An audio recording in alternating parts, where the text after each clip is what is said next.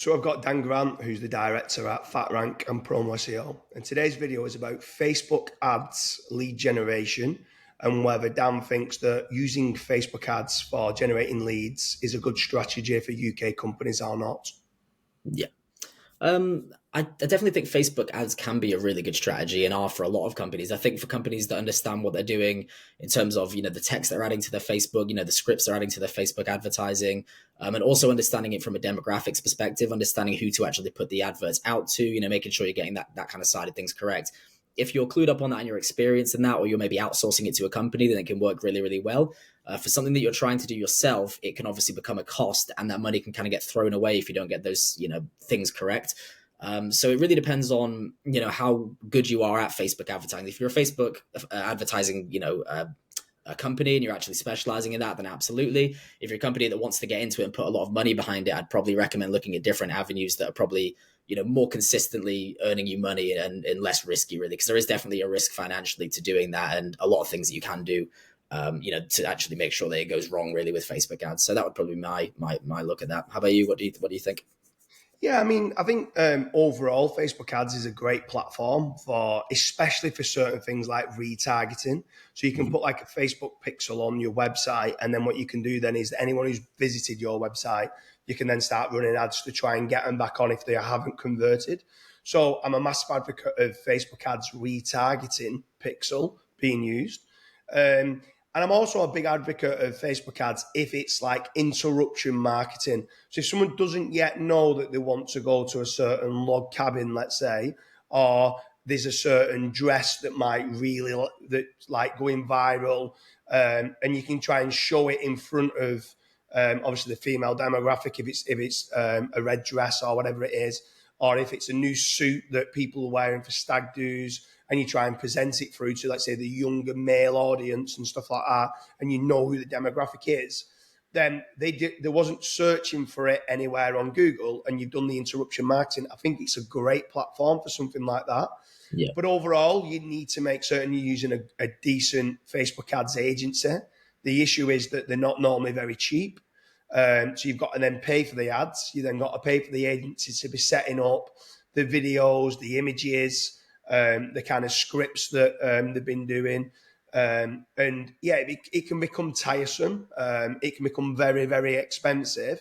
And if you're doing it for certain things of, let's say, tradesman type services, the conversion's normally a lot less on Facebook ads than it is, let's say, on PPC or on a pay per lead type model. So obviously, explain a little bit about like the VSLs and why the VSLs are important Yeah. if you're running, because you've done VSLs before. So explain a little bit on that front of why that's important for Facebook ads.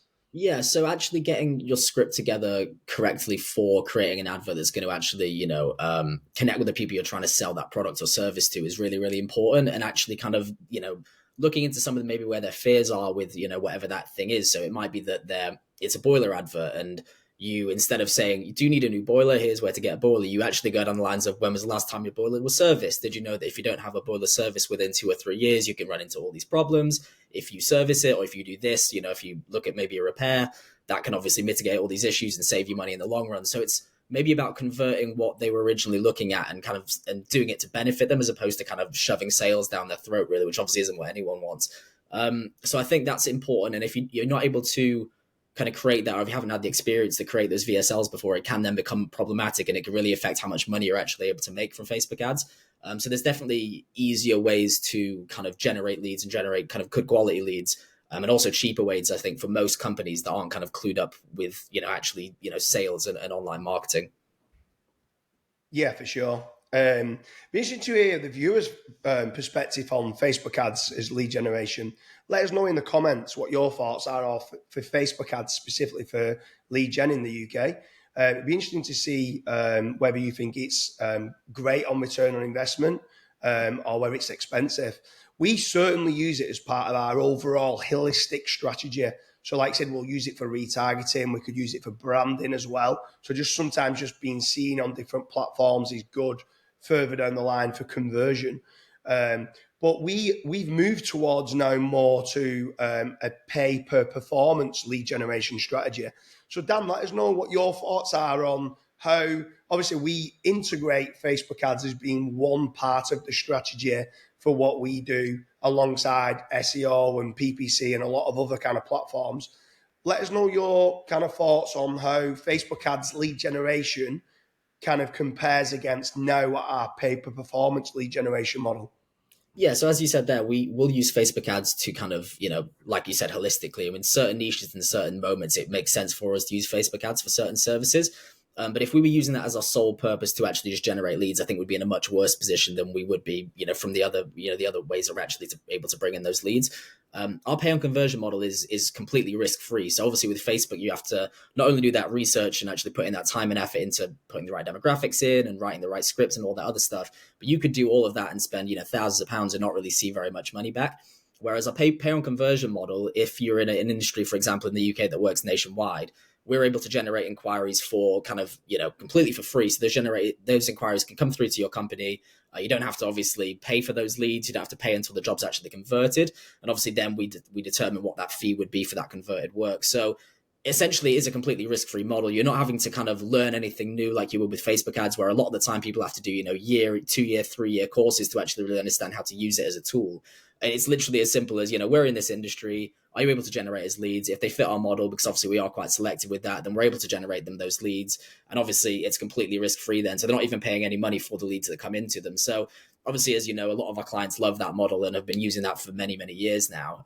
And typically to compare them both from a perspective of actually generating leads, obviously one, being completely free of charge and no risk is going to be better than the one that you have to put a lot of time and effort and money and research into. So yeah, for your average business owner, I think it's definitely, a step up from doing Facebook ads personally. But would you agree with that? Or Yeah, for sure. I think obviously it's taking out the risk element for business owners, because the business owners might be brilliant if they're, let's say, dental care and dentists. They're brilliant at doing the teeth and the implants and stuff like that.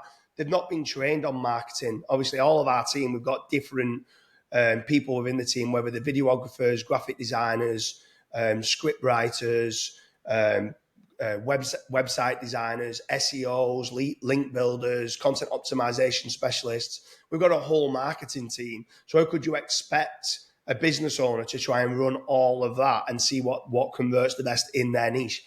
You're asking a lot for someone to be able to do all that. Well, that's what we do day in, day out. We know what converts the best with regards to what color buttons can convert the best. Even like what words go onto a call to action button can make quite a big difference.